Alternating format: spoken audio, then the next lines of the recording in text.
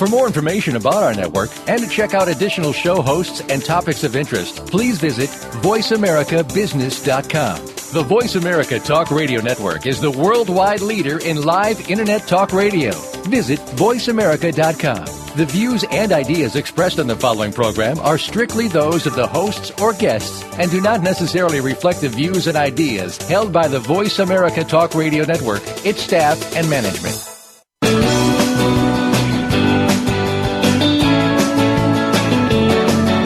In the past few years, we've heard the term free agents and been told we would all need to become one in order to succeed. The recent economic structures have helped to promote this concept as reality. Where do we get the tools to take control of our career path in the present and future? Welcome to The Career Confidant with your host, Marie Zimenoff. Marie and her guest experts are here to provide you with the tools you need to move forward and achieve your career goals. Now, here is Marie Zimenoff. Welcome to the Career Confidant, and thank you for tuning in or downloading the podcast if you're downloading the podcast. We have found that a lot of you are tuning in and you're either making a transition or thinking about making a transition, and that's why we're here. This is your host for the Career Confidant, Marie Zimenoff, and I started this show just for you, for those people who are making a transition or thinking about making a transition, or maybe just wondering why they're not where they want to be in their career. And most of us are figuring out that the rules of the game have changed, that the process of the game has changed, and we all of a sudden need all of these things that we never needed before. We need to know how to network. We need to know how to use LinkedIn. We need to know how to communicate our accomplishments, not just our skills or our job description.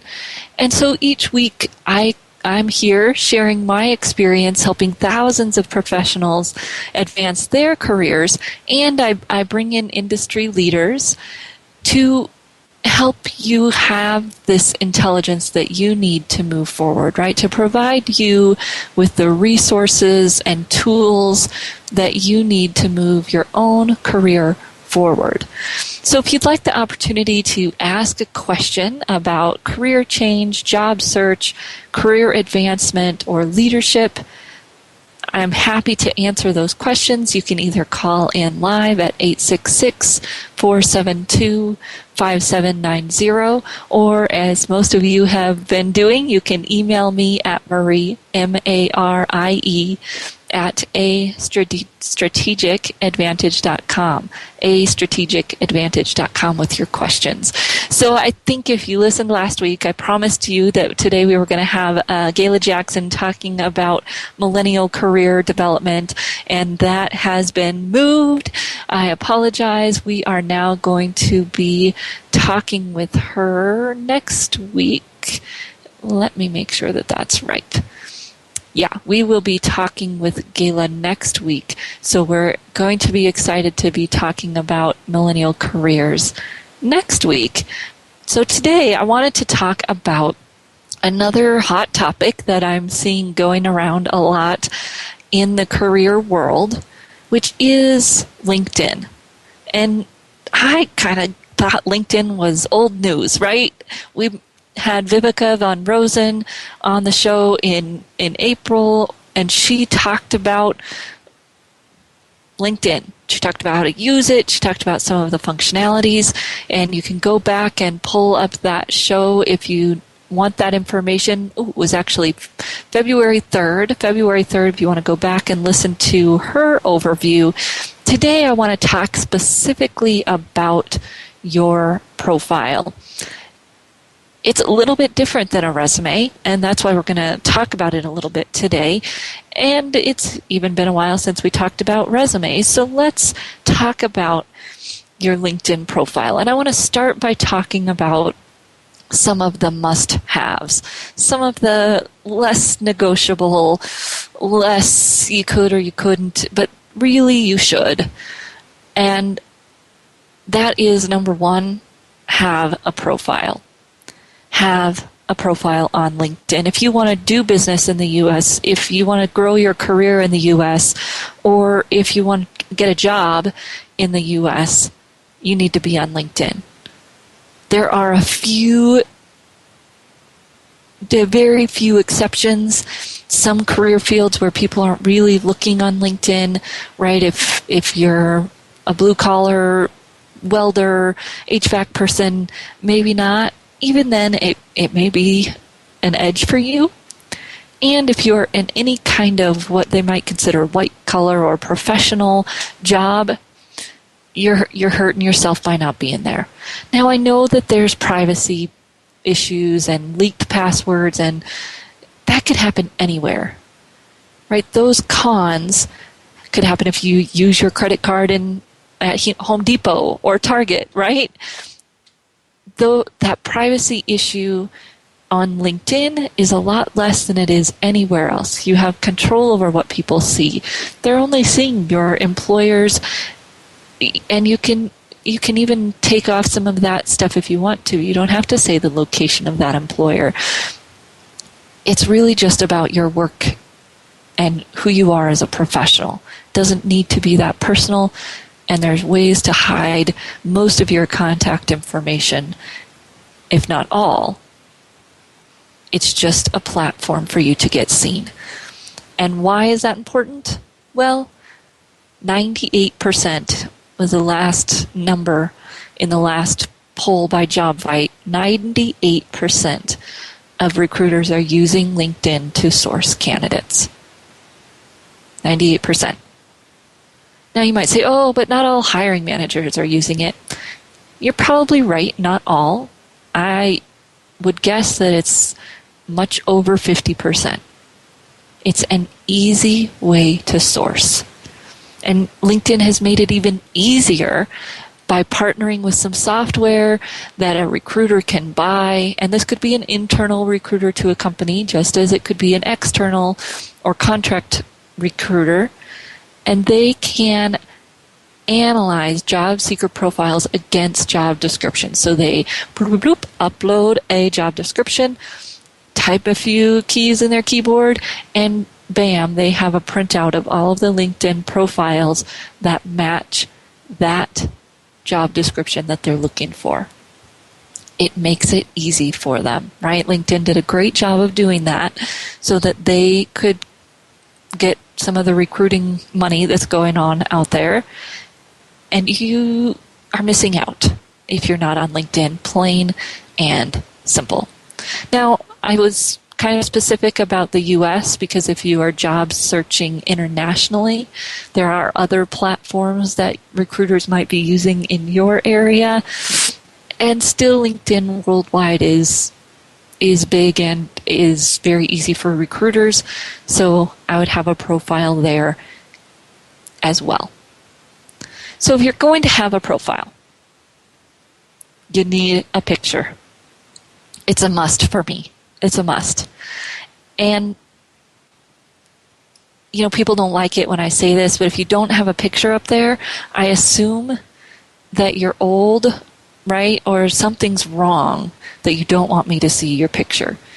And guess what? I'm going to figure out your age or whatever you got going on.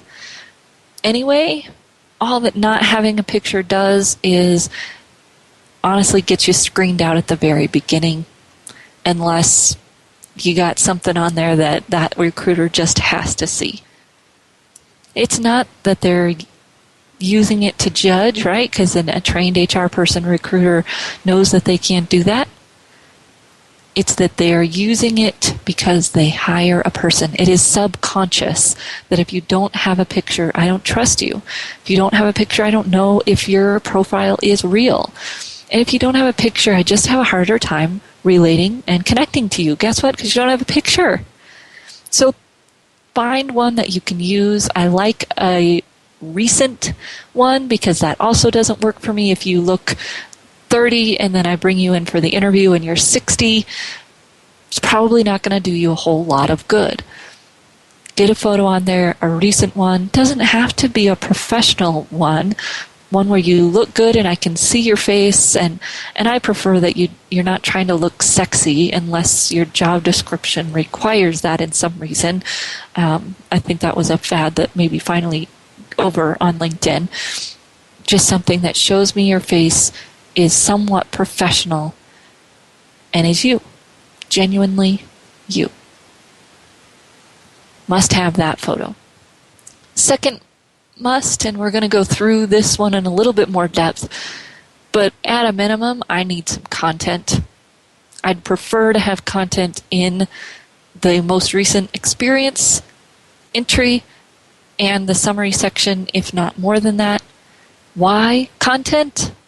Because content equals keywords. You can't have keywords without content, and you might fill in the skills section, but you still don't have any keyword power if you don't have any content.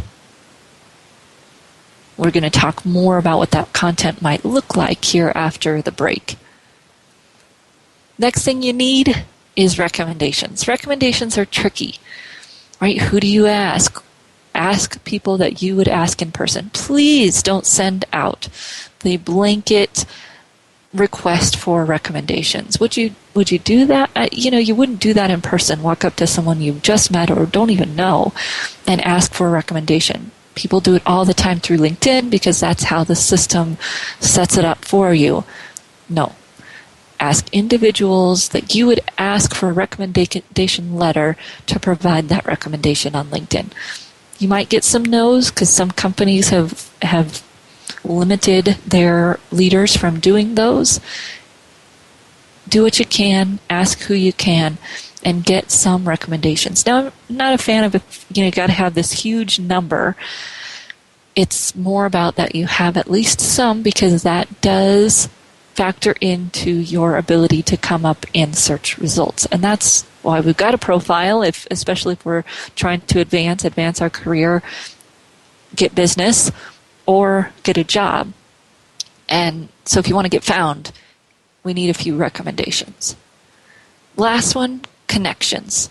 Similar to recommendations, your number of connections helps you in your search result stack, right? Where you stack up in the search results.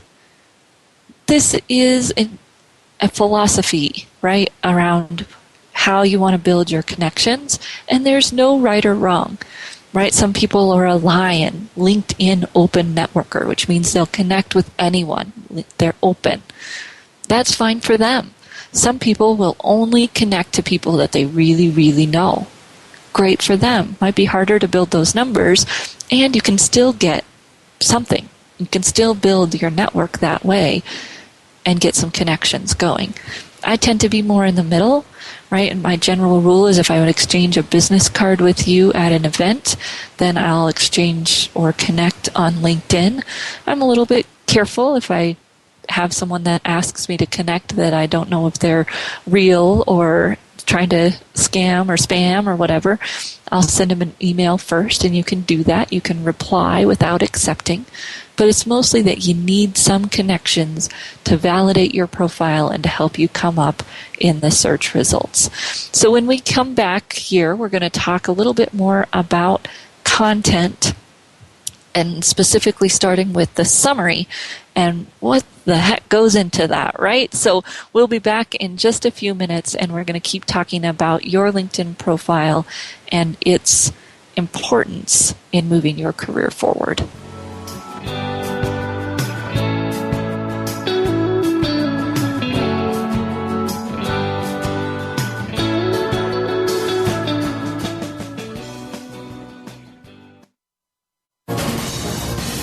Voice America Business Network, the bottom line in business. You know that the career landscape has changed and that you need to be proactive about managing your career. You can have the foresight, skills, and confidence you need to take charge of your career and seize opportunities. A strategic advantage and career expert, Marie Zimenoff has helped thousands of leaders like you get focused, get found, and get hired. Visit getcareersmart.com to find out more. That's getcareersmart.com or call 800-521-2080 to schedule your complimentary consultation. Bob Pritchard has over 30 years of experience as a straight-talking business consultant and author working with some of the top Fortune 500 companies.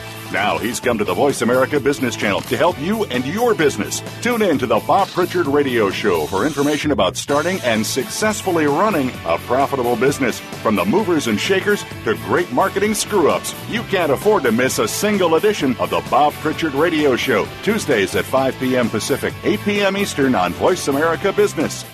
Follow us on Twitter at VoiceAmericaTRN. Get the lowdown on guests, new shows, and your favorites. That's VoiceAmericaTRN. The business community's first choice in Internet Talk Radio. Voice America Business Network.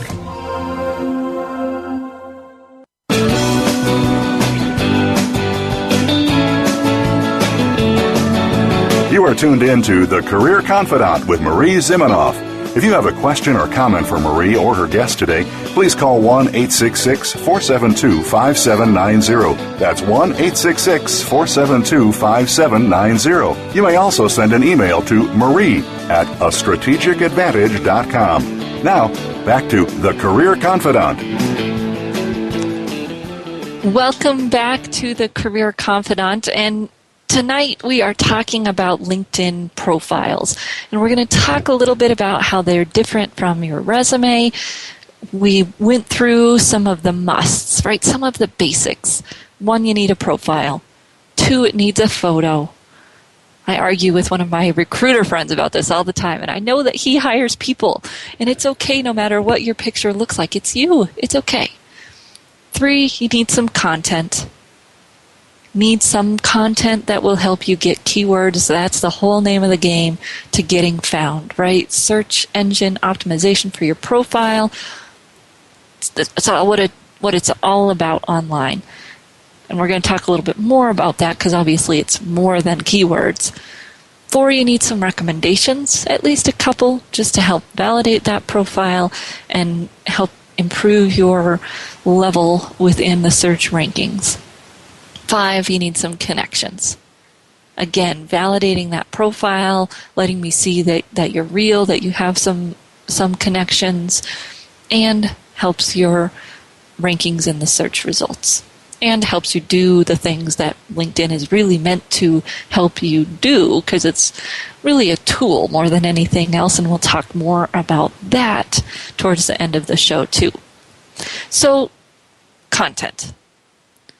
First thing, and I'm going to kind of go through different schools of thought on each of these items. Of course, I have my preference, but that's really all it is preference. It's your LinkedIn profile.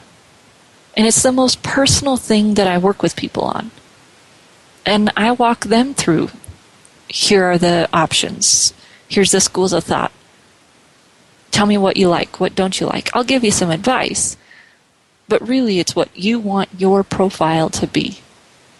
First thing that people see when they search for you, no matter what, they see that headline.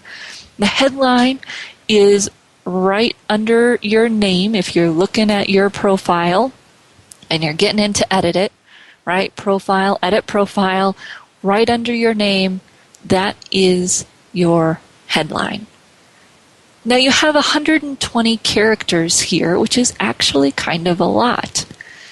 And that gives you some freedom to do a few different things, right? Different schools of thought.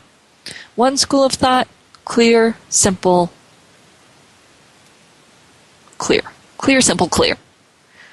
What do you do? Title, some kind of short description, but very clear. Other school of thought is more personable. Be more, and maybe even first person or branded in that statement, right? Tell people not just what you do, but tell them what your brand is. Tell them what it is that makes you different. And of course, you can do a combination of those two things. It's just really all about your preference. What is it that you want people to see when they see you? So a few examples, and Vivica von Rosen is the one I had in here talking about LinkedIn before. She's a LinkedIn expert for business. So LinkedIn expert and author, LinkedIn marketing hour a day, international keynote. That's her headline, right? You can get a lot in there in just a short amount of characters, but it's really more than you think it is. So mine is also very simple, right? Speaker, coach, writer. It's a lot of titles, and some people would say, "Oh, that's very disconnected and maybe too rote." But when you read my summary, which we'll talk about next, my summary is very personalized. So to me, they balance each other out.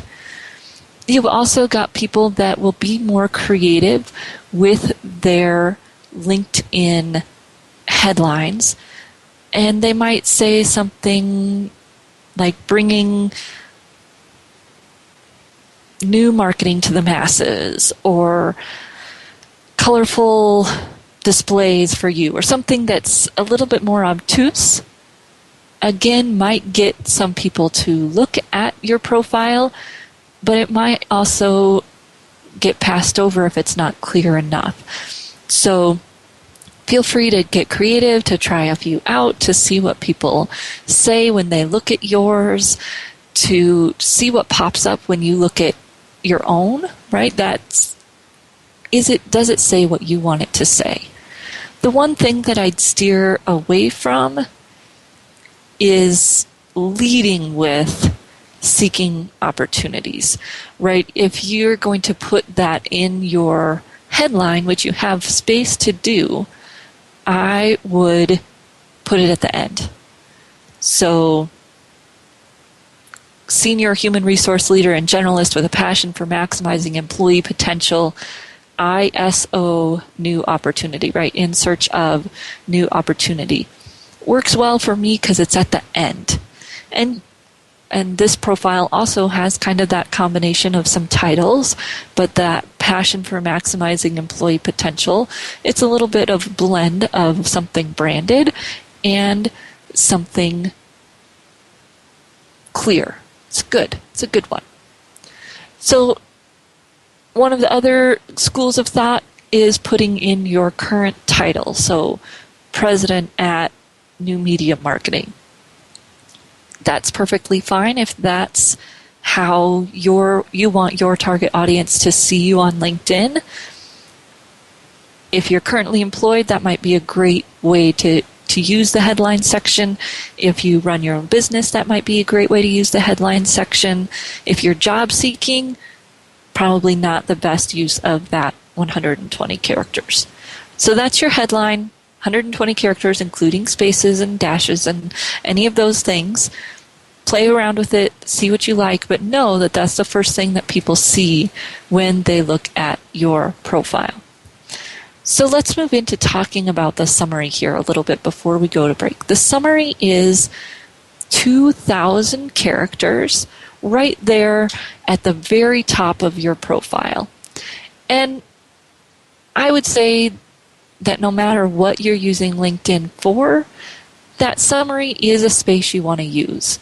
Now, there's two schools of thought there around how much of that 2,000 characters do you use, and that might depend on you, your brand, and your audience.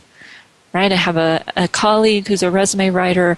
Her brand is that she's concise. That's part of her writing brand. So it would not make sense for her to have a 2,000 character summary, right? Would be off-brand. I don't mind a profile that's 2,000 characters, and it works especially when you're in transition. It gives you the opportunity to introduce yourself to somebody before they get down to your experience or see that you're unemployed or whatever it might be that they're scrolling down to that you don't want them to see. And we'll talk a little bit about reorganizing LinkedIn. But that summary is your opportunity to say what you want to say. It's similar to your profile on your resume, professional profile, and it's a space that you want to be about you. So schools of thought here, short versus long. Play around with that. Obviously, there's anywhere in the middle. Then you've also got, is it about you or is it about the company that you work for?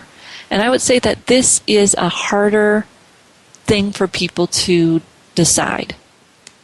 And it's really hard when you're employed and wanting to move. When you're unemployed, it's a little easier, right? It's about you.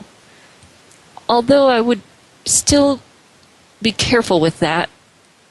I've seen that some that sound like a personal ad in the paper for finding a date, and that probably isn't getting you very far either.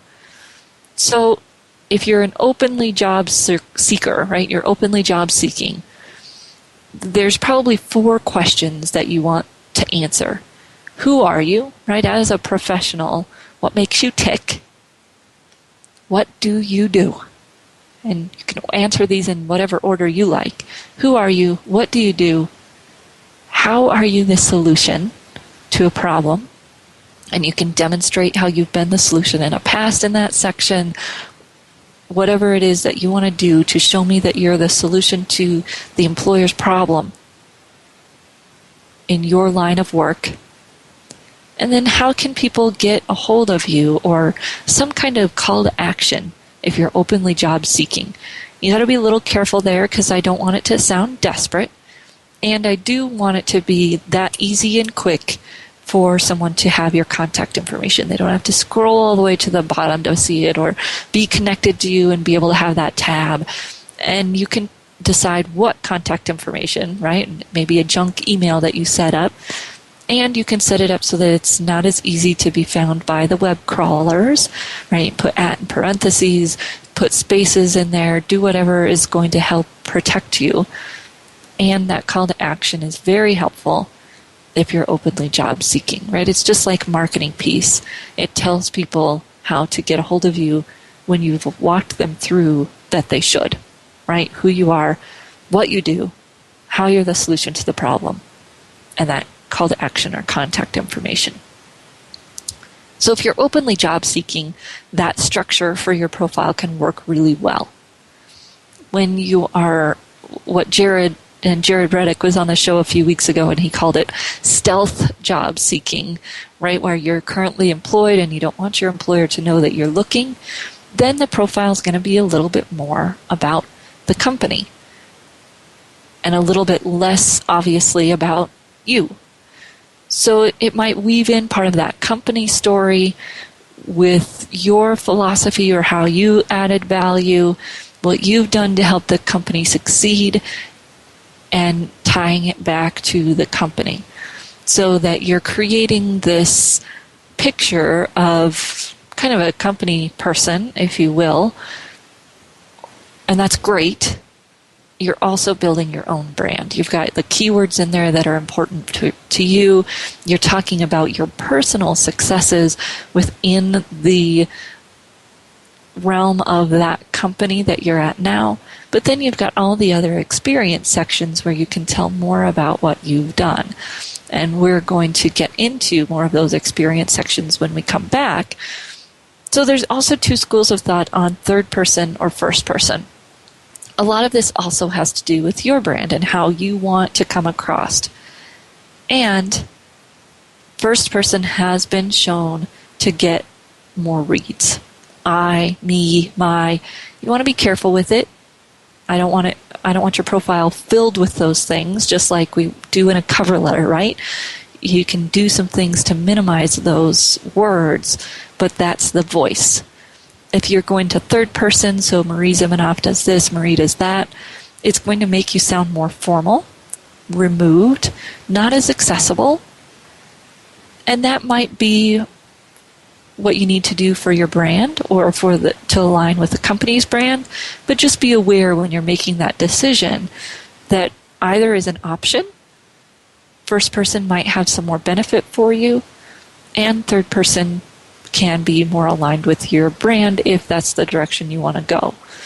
I'm seeing a lot more of even C-level types having the first person, because it really is social media, and we don't talk about ourselves in the third person socially.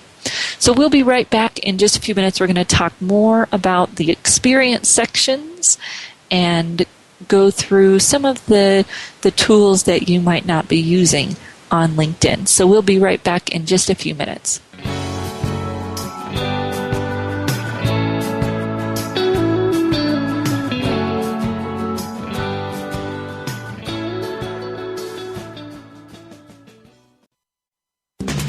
We're always talking business.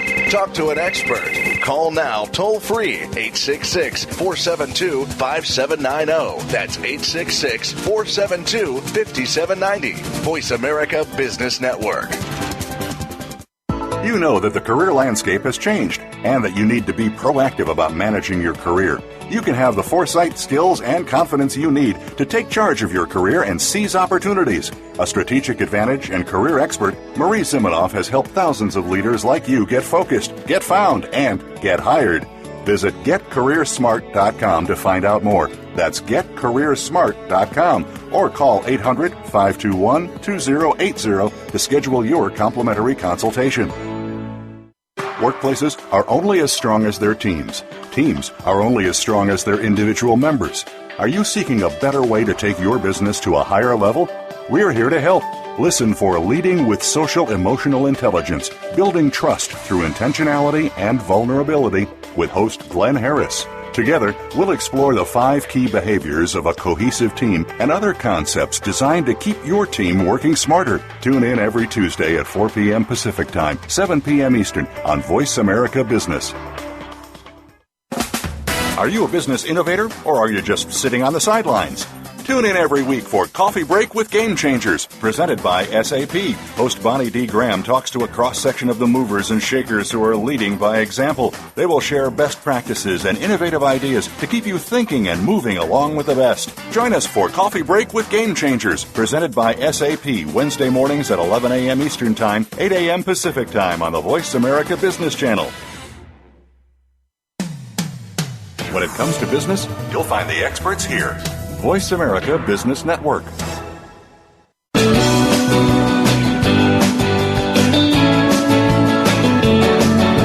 You are tuned in to The Career Confidant with Marie Zimenoff.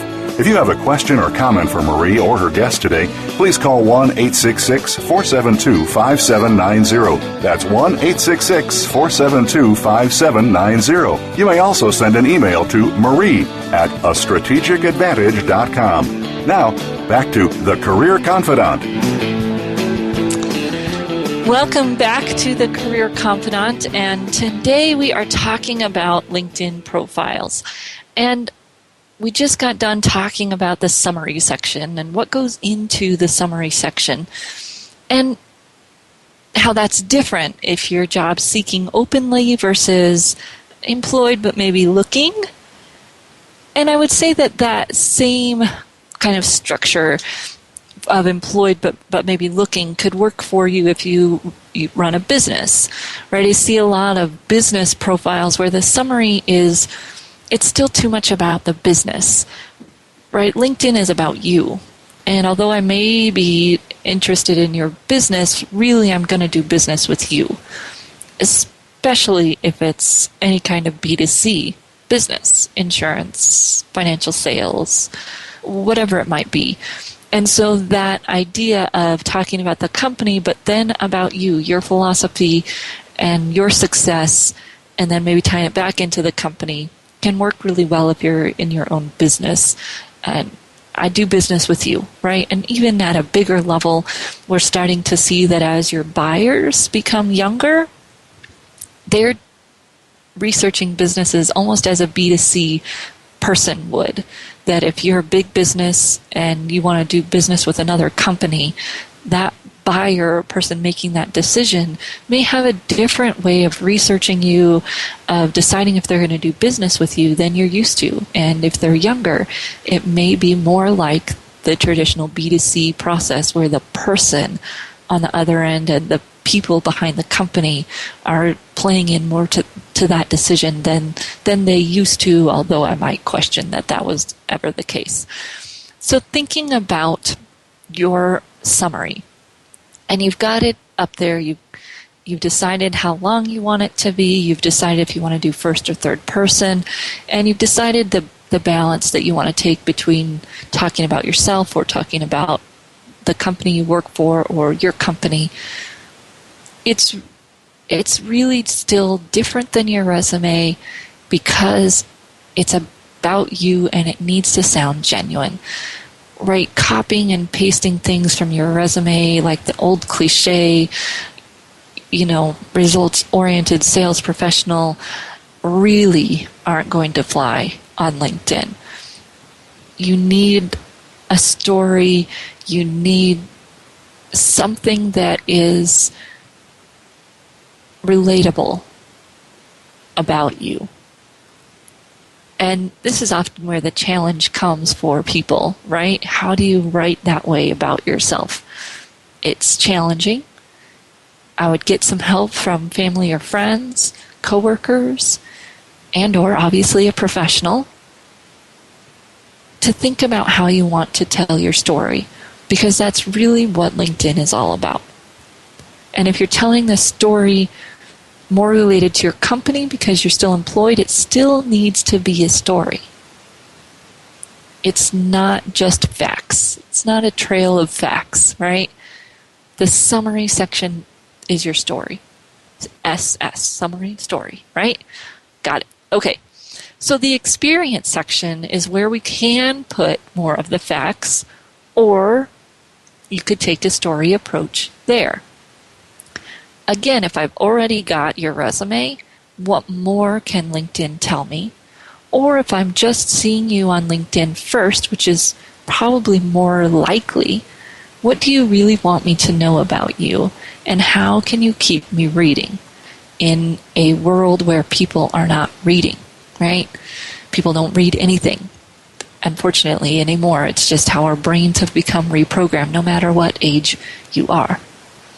So thinking about our story, what do we want really people to know?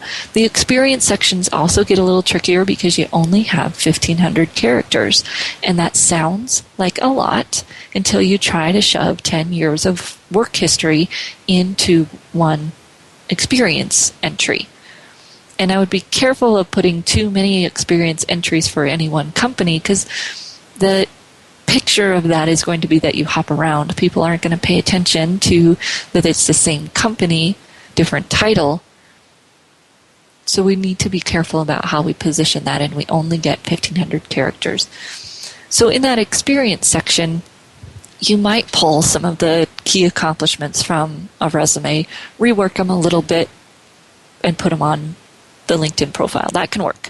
You might write a story about one project, challenge, action, results, and then you give kind of an overview of the position, and here's one cool project that I worked on. In that experience section, you really can take the opportunity to tell more of a story, or if you've told more of a story in your summary, you can balance it by getting maybe more to those facts and accomplishments, or if you're writing for your business, some of the services. If you're employed but looking, same balance can go on in your experience sections as we were talking about in summary. Yes, it's somewhat about the company, and it's also about you, right? It's your LinkedIn profile. So find a balance there that works for you, and challenge yourself to really look at, is that balance working for you and your goals, and even for your company, thinking about the idea that people do business with people. Those experience sections can also be expanded by adding the additional things that LinkedIn provides for you, right? LinkedIn gives you the option to add all kinds of fun little extras in your summary and in the experience sections. Projects you can add pictures or documents or any kind of viewable videos, and you can add those in your summary or in the experience sections. And that's a great way to get more content in if 1,500 characters just isn't doing it for you. So that project function in LinkedIn can be very powerful. It hooks right up to the organization where the project happens. It lines it all up for you so that you can put those experiences together and use the extra characters. It's really all about what do you want someone to see about you, and to not assume that they're going to see their resume first. I think I see a lot of LinkedIn profiles where they're assuming that you know part of the story from looking at the resume, and so the profile is kind of confusing. It jumps right into the middle. It tells accomplishments but doesn't really give you the full story. And that can work if it works, and if it just makes you want to know more. That doesn't work if it's confusing. So go through your experience sections and again give me some content at the minimum for the most recent or current experience. That content validates your profile, helps you with your keywords, all of those pieces that are really important to getting found on LinkedIn by the people you want to get found by. Your potential buyers, your potential vendors, your potential customers, and or potential hiring managers. All of those people are your audiences. And that's what can make it tricky when you're writing your profile, to really think about all those different audiences, and are you putting something in there that will feed each of them. And you only get one profile. Maybe an important point here.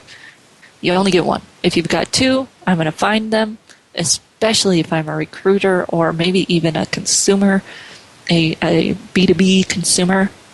I'll find it, and it will worry me that you have two profiles. You either don't know how to use this software, you're trying to trick me, something is going on there.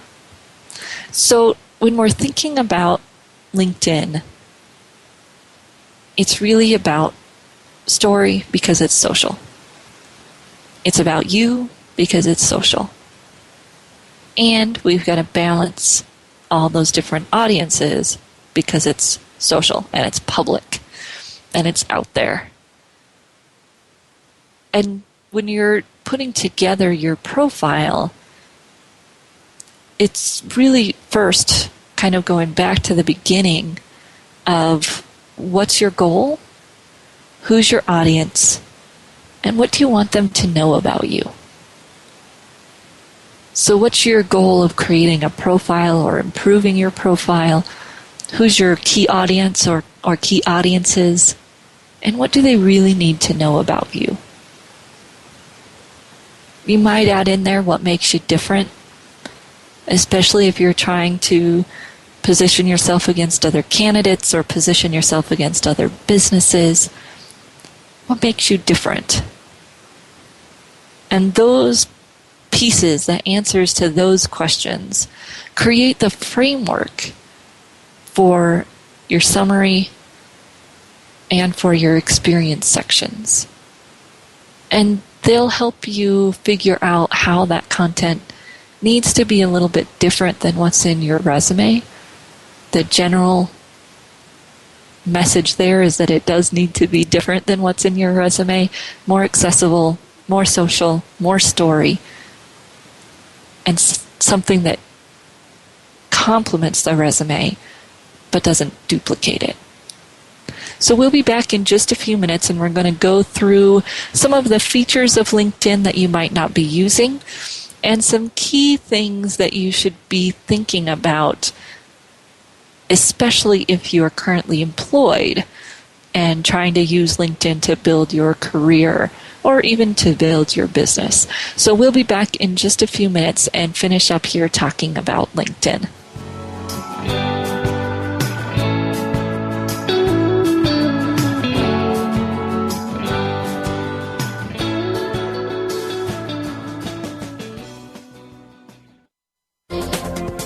The business community's first choice in Internet Talk Radio. Voice America Business Network.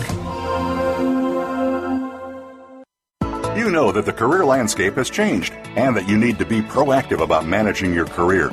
You can have the foresight, skills, and confidence you need to take charge of your career and seize opportunities. A strategic advantage and career expert, Marie Zimenoff has helped thousands of leaders like you get focused, get found, and get hired. Visit getcareersmart.com to find out more. That's getcareersmart.com or call 800-521-2080 to schedule your complimentary consultation. It's a sad fact that fraud is rampant in today's business environment. The headlines scream about once prestigious organizations falling victim to or crumbling due to the consequences of fraud. How do you keep fraud from affecting you and your business? Tune in to Fraud Talk with host Chris Marquet. Chris has over 30 years of fraud investigation experience, business intelligence, and is a renowned security consultant. Chris and his guests will inform you and help keep you from being the next statistic of fraud. Tune in Mondays at 10 a.m. Eastern Time, 7 a.m. Pacific Time on the Voice America Business Channel. Now you don't have to stay linked to your desktop or laptop. Take Voice America on the go and listen anywhere. Get our mobile app for iPhone, BlackBerry, or Android at the Apple iTunes App Store, BlackBerry App World, or Android Market. Voice America Business Network, the bottom line in business.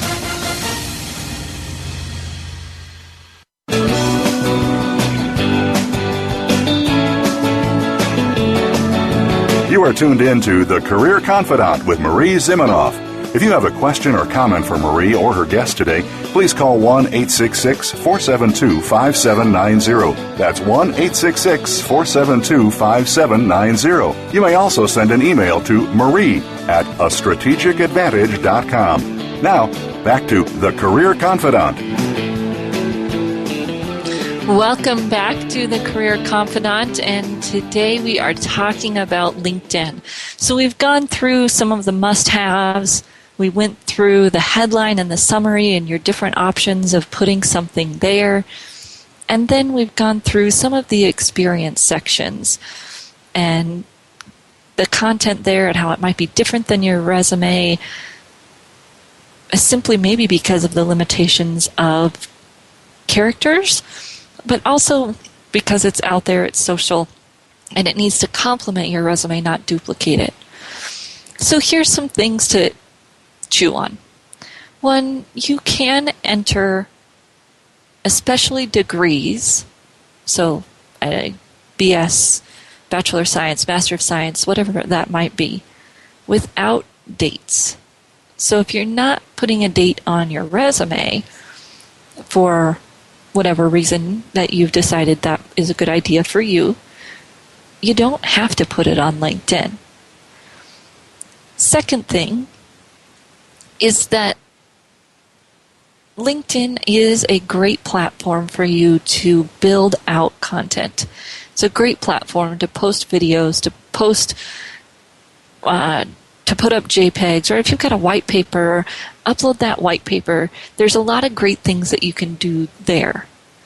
I would hesitate and be careful of creating links that you, especially if you expect a recruiter to click through to that link from LinkedIn.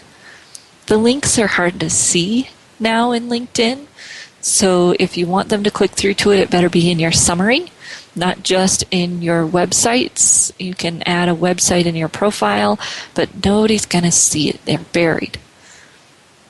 So don't spend a whole lot of time creating something unless you are sure that somebody's going to want to see it and that they can get to it easily. Third thing is skills. Skills are maybe the strange thing in LinkedIn right now. They just, if you get a lot of endorsements, right, and an endorsement is when somebody says you're good at one of the skills that you list in the skills section in LinkedIn. They're different than a recommendation. A recommendation is when somebody writes a recommendation for you, right? They write a paragraph, couple of sentences about you, and it shows up as a recommendation. An endorsement, I get them all day, every day, from people who know nothing about what I do. And honestly, I don't like it. It's very hollow to me. However, It is one of the key ways that recruiters can search. So putting in your skills is a good thing to do, and letting people endorse you for skills is a good thing to do. And you can do that even if you are a stealth job seeker, because those skills should be things that relate to your current job. If the skills are things that don't relate to your current job, we probably need to do some deeper work on the whole aspect and process of job search and using LinkedIn for that job search. Privacy settings in LinkedIn, you can control lots of things that lots of people don't know they can control, right? You can control who sees your connections. You can control who sees your activity feed. You can control who sees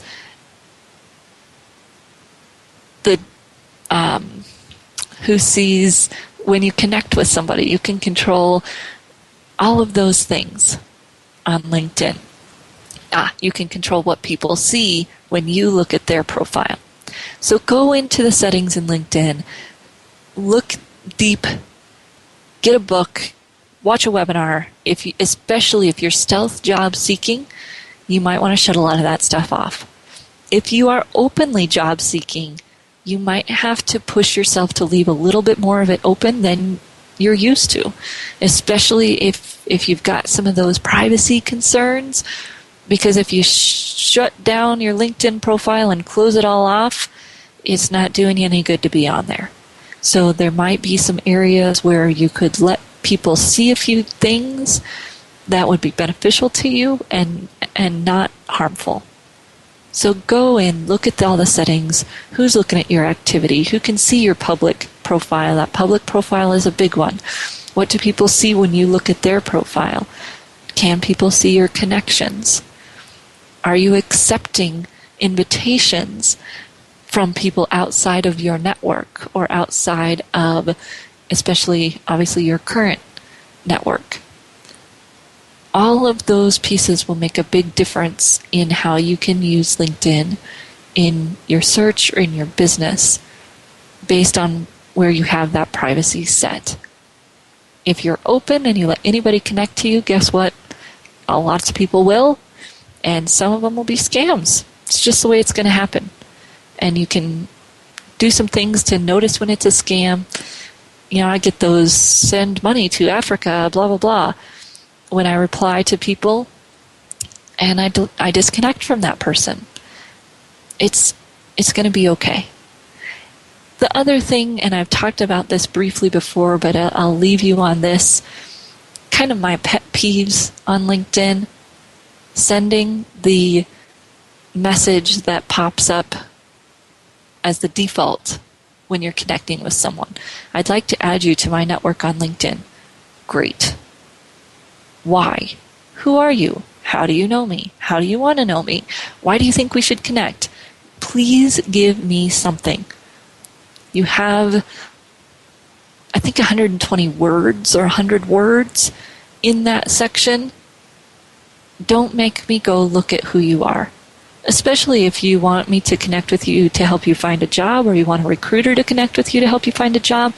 Give them something, not a sales pitch, but give them something in that message that tells them why you want to connect. Please. Second thing, LinkedIn is not going to magically help you in your career or in your job search. It's just a tool. And it's only as good as you use it for. That network online is great.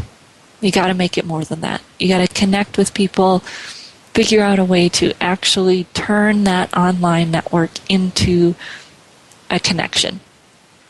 That's the tool that is LinkedIn. It helps you connect. It helps others connect with you.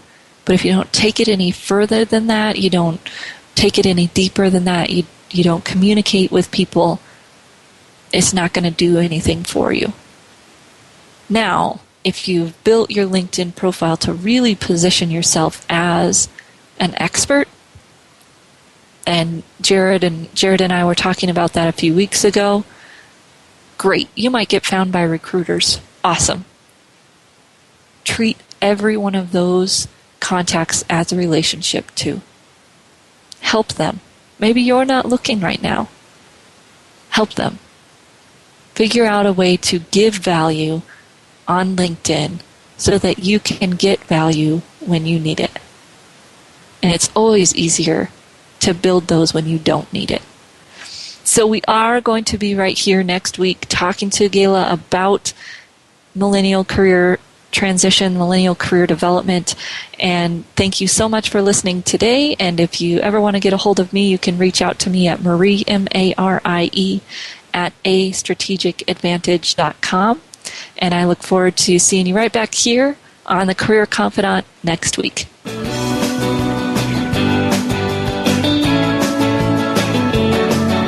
Thank you for listening to The Career Confidant. Marie Zimenoff will return again with another terrific guest next Monday at 6 p.m. Eastern Time, 3 p.m. Pacific on the Voice America Business Channel. Be sure to join us then.